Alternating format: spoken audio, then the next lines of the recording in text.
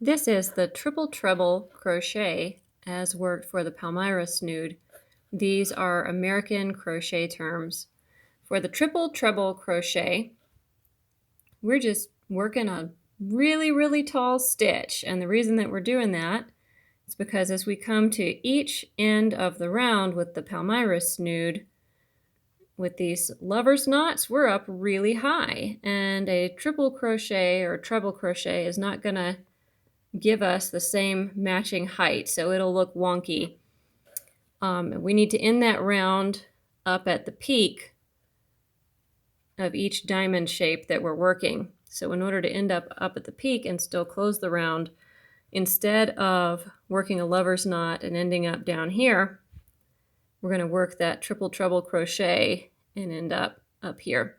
So we work a yarn over 4 times. 1, 2, 3, 4. Insert our hook, pull up a loop. Now we're going to yarn over and pull it through the first 2 loops on the hook.